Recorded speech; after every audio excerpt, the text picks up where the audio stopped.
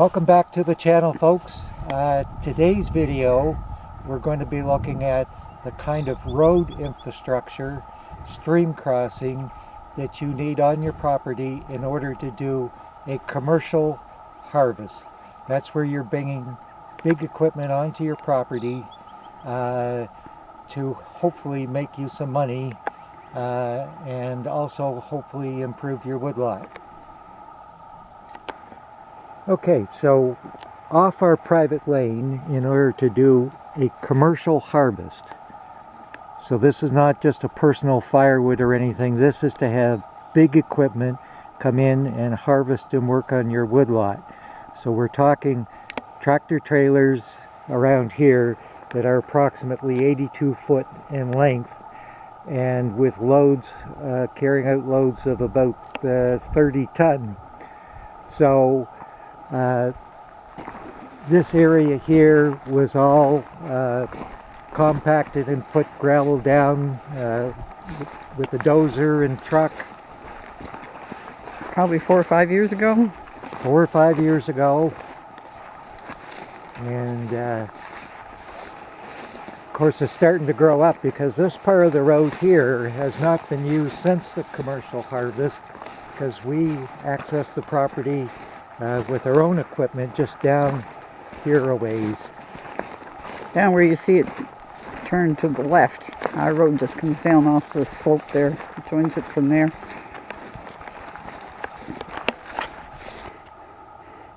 So this is the road that we normally use to go out to the woods, or I'm using the royal we, mostly Michael. I take along with the camera on occasion. And then it comes down, and you'll see a bridge down below. We'll go down and have a look at that.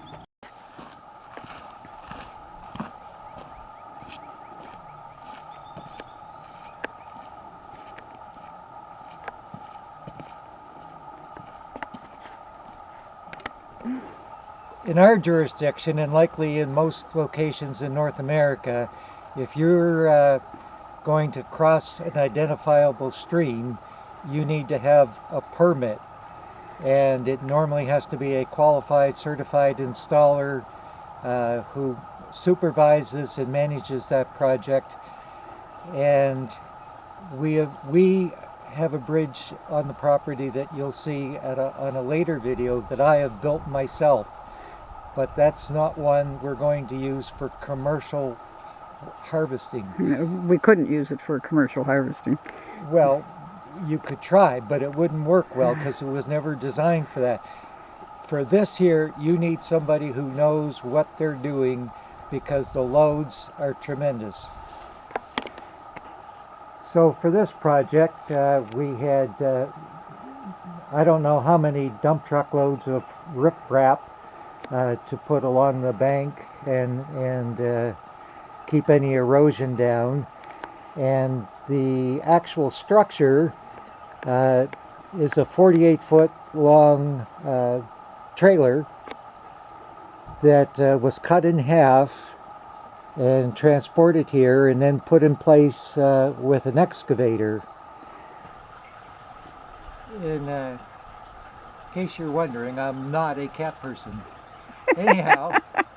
Cats always love people who aren't cat people. One of the things that we realized fairly quickly on when we put this bridge in, it was put in totally according to regulations. Reading the fields that it drains, that drain into this brook, the government called for a 4-foot culvert that was adequate to do this. So a 4-foot culvert, if you know your pi r squared, would come out, I think, somewhere around just over 13 square feet. So here,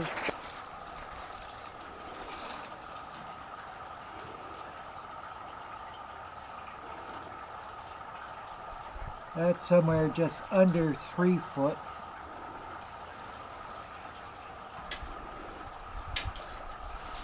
You want to get it too far over.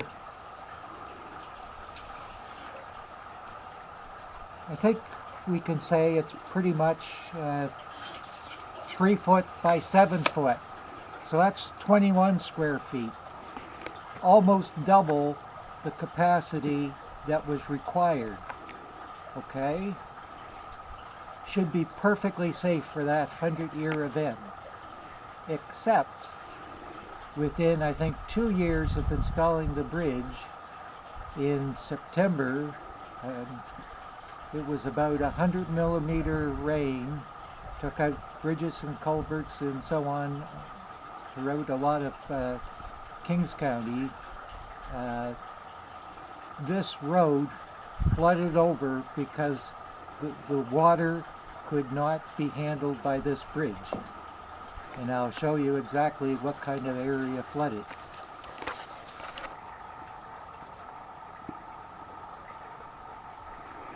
Okay, Michael's pacing off the section that was affected by the flood that fall.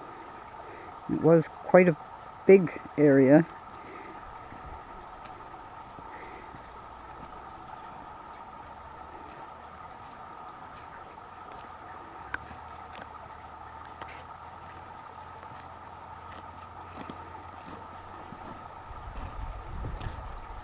So quickly pacing out the distance that was actually flooded. It's roughly 32 paces. That's very close to a 100-foot stretch of road. And there was enough velocity of that water moving across that it was moving rocks that were that size.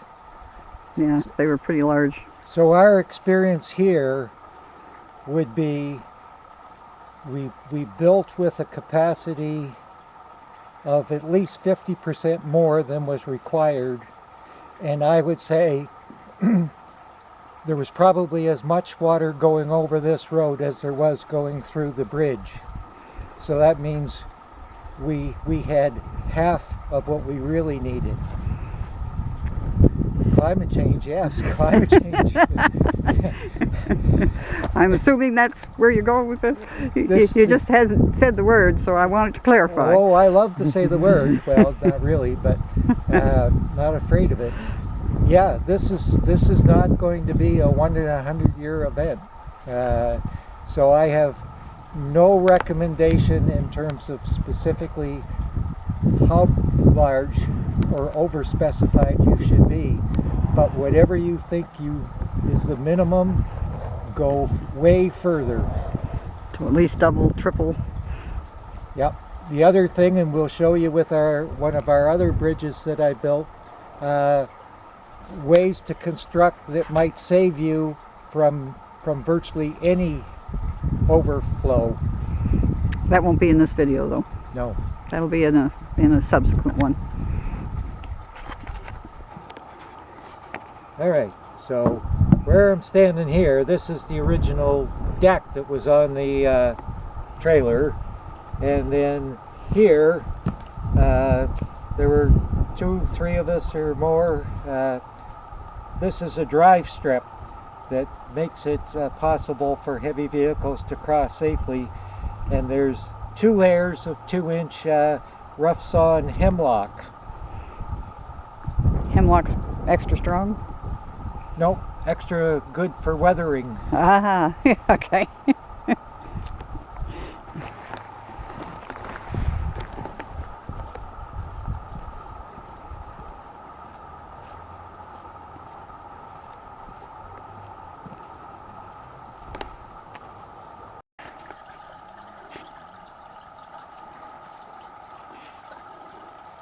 So this is the first culvert we come to.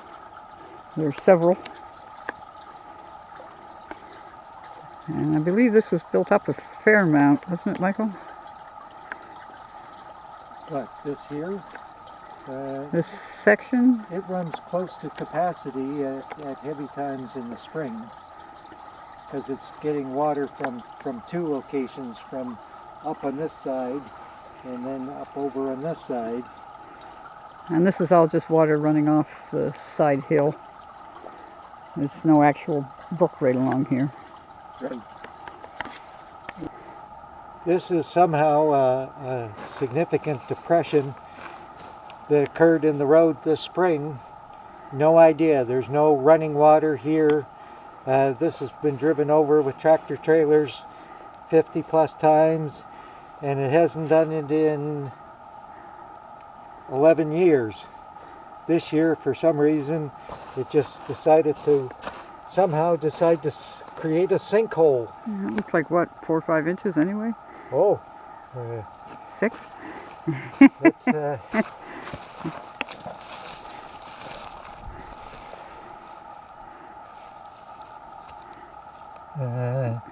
yeah, I would say 6 inches probably.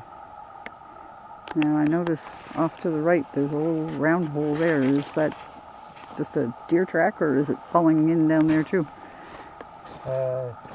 Deer track.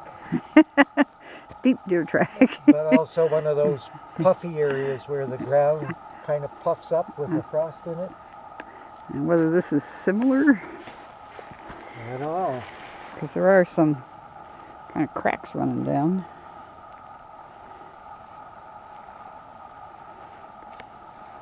Okay, so looking up from this depression that has suddenly mysteriously appeared, just, I don't know, 12, 15 feet, about where Michael's standing now.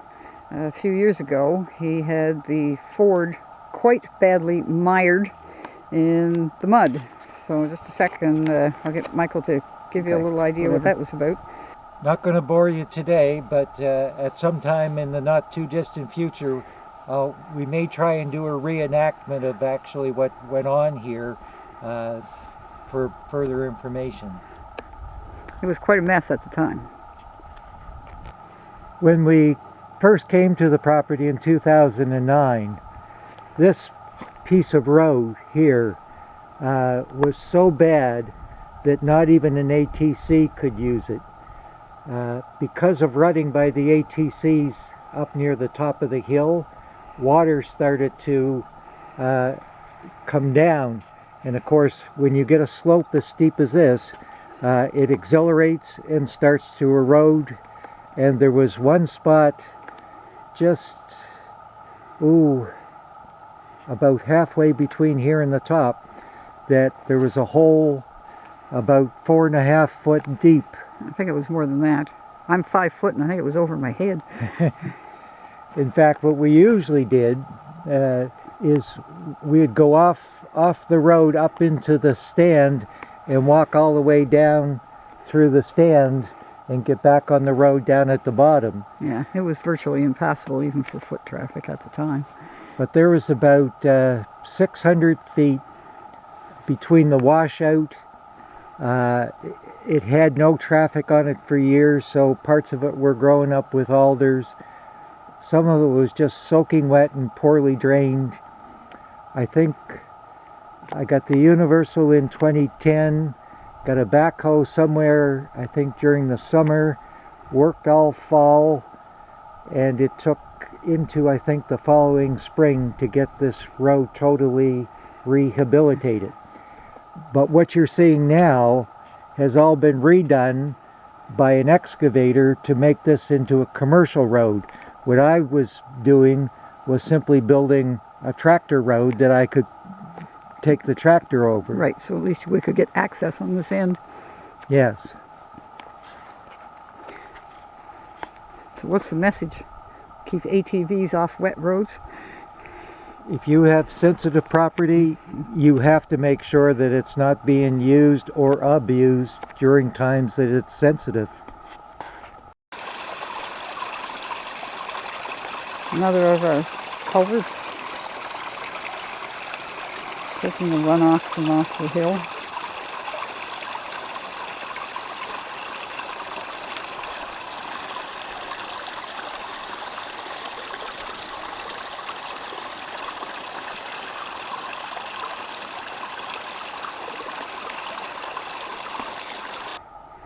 So this is an area that we did a commercial thinning.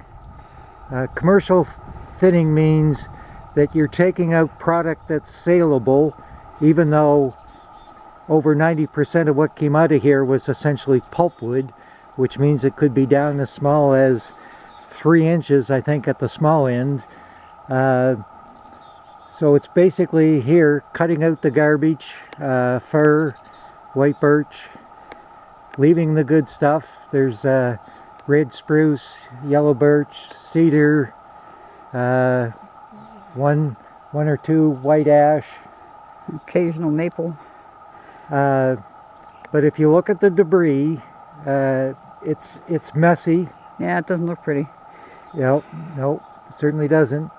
But that is actually good in that debris was protecting the ground when the harvester was moving over it, because you don't want to compress your soils. Compressed soils will not support good tree growth. And the other thing it does, it helps minimize erosion in a heavy rain. The water's not rushing directly onto the ground, and so it protects it from erosion. It provides compost that will make lovely, place for seedlings and so on. So, and don't forget the little critters. And the little critters enjoy it. Squirrels and the rabbits. So it looks messy. It can be terrible in places to be walking across. But ecologically, if you're going to be doing harvesting, it's good. We're just coming up to the landing, and what the landing is, of course, is just a place where these very long trucks can turn around. In some cases, it's also used to stack up your wood. In our case, we normally just stacked it right alongside of the road. The truck came out, turned, and then loaded from the side of the road as they were going out of the property.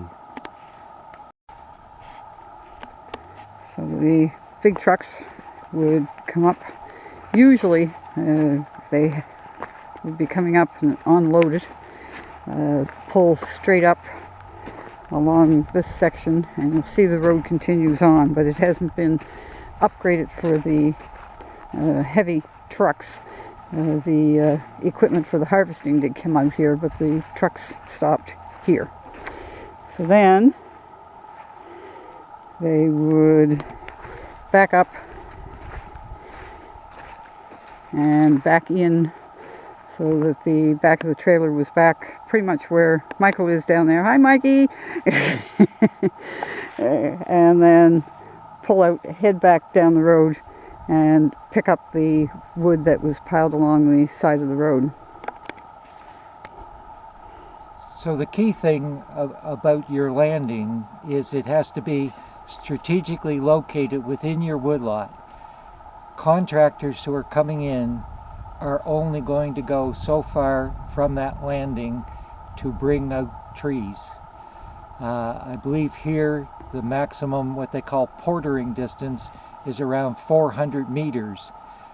So the location of this landing, so it can strategically reach the areas that you want harvested, is very important.